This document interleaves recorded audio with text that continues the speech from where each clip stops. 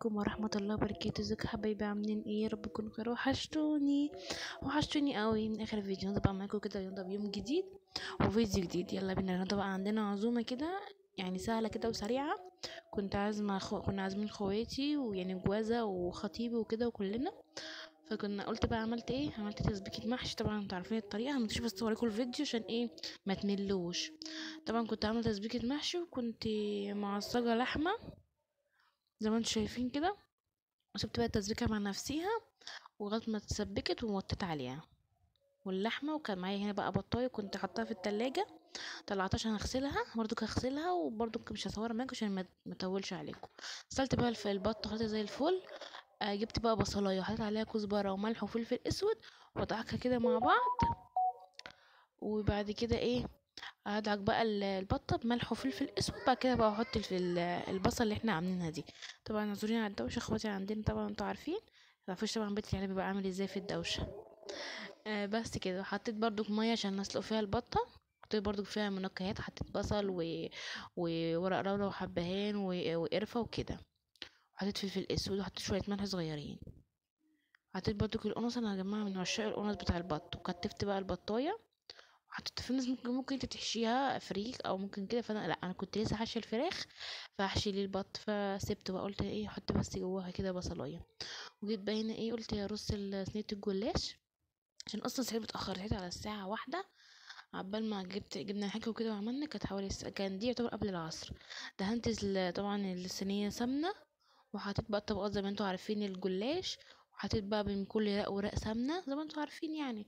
جيت بقى في نص الكميه حطيت بقى اللحمه المفرومه، واحط بقى كده اللحمه ونشوف هنعمل ايه تاني. وبس كده هنفضل بقى نعمل كده في الرص كده اللحمه، نحط في الجوانب كده. وبعد كده هنحط بقى بقيه الجلاش. وبس كده هنخلص الفيديو معلش.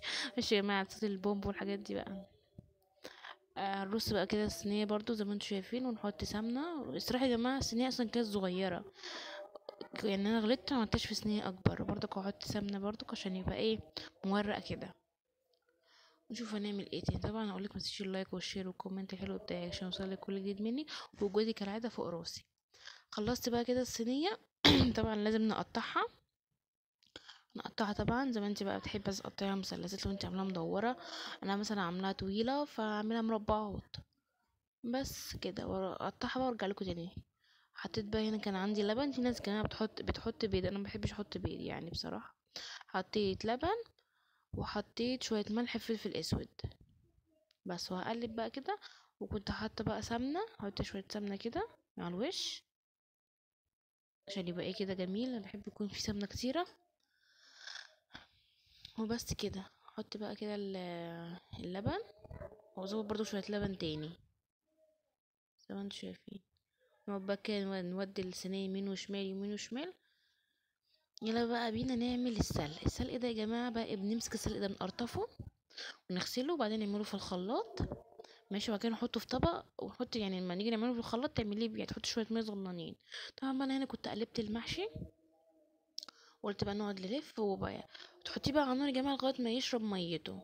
هنا برضو البطه كانت استوت بصراحه، ما خدتش معايا وقت خالص.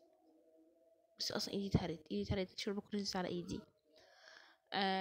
طلع بقى البطه ونشوف هنعمل ايه تاني. بصوا يا جماعه بقى السلق شرب كل الميه، بقاش فيه ناشف يعني هيتحرق. فاهمين؟ بصوا بوريك مفيش اي ميه. نجيب بقى نحط ايه، نحط سمنه. بص انا جبت سمنه وازود سمنه تانية، هو اصلا بياخد سمنه كتير جدا. فهزود بقى سمنه واقلب فيه كده لغايه ما يبقى لونه عامل زي لون الزيتي. نفضل نقلب. وهنا بقى حطيت ميه. وطبعا كان عندي طبعا قلقاس في الفريزر كنا مخزنينه مع بعض، واحده حاطه فيه القلقاس واسيبه لغايه بقى ما يستوي. مش هو كده خلاص كان استوى، بس حطيت فيه الشوكه واستوى. فطفيت بقى عليه ونكمل بقى بقيه السلقه. هنا بقى يا جماعه كنت مطلعه مانجا وطلعت برتقال احنا كنا عاملينه برضو، وطلعت ايه تاني بس، وعملت تمر، عملت صوبيا. حطيت بقى البرتقال وحطيت عليه شويه ميه صغننين، وحطيت شويه سكر. طبعا احنا الهاند بلندر ده سرقيني من اختي، عادي يعني مش مشكله، سرقيني من اختي. فعملت بقى بيه بصراحه بدل ما اطلع الخلاط وكده، فقلت ايه اعمل بالهاند بلندر. اول حاجه بقى ايه، رحت عامله الجزر، البرتقال بالجزر وسبته. وبعد كده بقى قلت اعمل المانجا. بصراحه جميل، هو منجز في موضوع العصاير، بس في القوطه والحاجات دي بارد قوي. يعني انا بصراحه عجبني قوي في موضوع العصاير، يعني ما خدش بصراحه مني وقت، وكمان ما وسختش اللي اسمه ده، اللي اسمه ايه، اللهم صل على النبي، الخلاط. جبت بقى هنا لبن، حطيت معلقتين ونص صوبيا، وحطيت سكر زي ما انت طبعا يعني زي ما انت عايزه. انا حطيت مثلا ايه 4 معالق سكر. برضو ضربت بالهاند بلندر، برضو بصراحه عملت فوم جامد، يعني عملت فوم حلو قوي. ف فخلصت بقى كده كل العصاير. نحطهم بقى في التلاجة ونشوف هنعمل ايه تاني بقى. كانت بصي يا جماعه، كانت الساعه عبال ما خلصت المواعين ولميت المطبخ وكده، كانت الساعه كام، 5:15، ولسه محطتش المحشي. فجريت بقى، وكنت والولاعة ضاعت مني، وكان موال، وكان المغرب اصلا نص ساعة ويقدر، لسه مسوتش. بسرعة بسرعة حطيت المحشي بصراحة بقى، وحطيت كده الشوربة. ما قدرتش اصور معاكم، كنت مستعجلة وكنت خايفة المغرب يعني يقدم. طبعا يعني هيجوا كده ومش هيلاقوا الاكل عمل، يبقى كده ايه، منظرنا وحش يا جماعة. طبعا اختي ما تاخد هدومها وانا هتوضى برقوده ان شاء الله. حطيت بقى الشوربة، عشان والله العظيم زهقت من امك اعمل مونتاج يا جماعة، يخشوا لي في الاوضه. طب اعمل ايه، طيب اعمل على السلم. آه فحطيت بقى الشوربه وغطت عليه بقى. وبص السلق اهو بقى، ده كده يعتبر خلاص كده استوى يعتبر. بص هو كده، بص لونه بقى غامق ازاي. ممكن برضو كنت تهرسيه بايدي الهول لو، بس انا بتاعي طلع ايه، كنت طحناه كويس قوي يعني في الخلاط وكده، ما هرستهوش بايدي الهون. فاهمين؟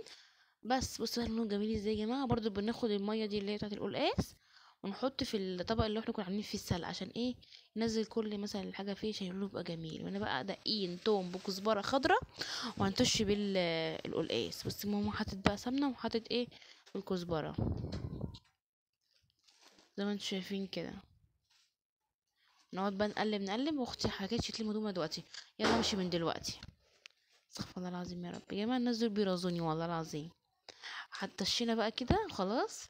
يا جماعه بيبقى جميل بصراحه يعني، زي ما انتم شايفين كده. طبعا المحشي كنت حاطاه على النار، وطبعا منظر البوتاجاز لا يقعد يعني شكله معفن بصراحه يعني من كتر الطبخ والمحشي والحاجات دي.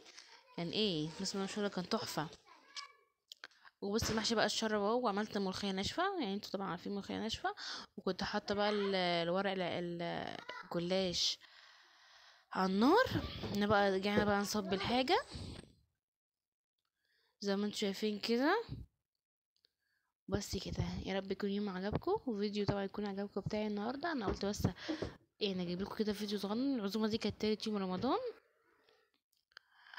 فقلت بس اوريكم مثلا الاوجوه بتاعتنا واليوم بتاعنا بيمشي ازاي. وحطينا بقى العصير، وكان وجوم هما بقى وفطرنا وكده. ده بقى كده الشكل النهائي للاكل. واشوفكم في يوم جديد وفيديو جديد. توحشوني جدا جدا، وكل سنه وانتم طيبين، ويا رب يعود علينا الايام بخير. توحشوني جدا، مع السلامه.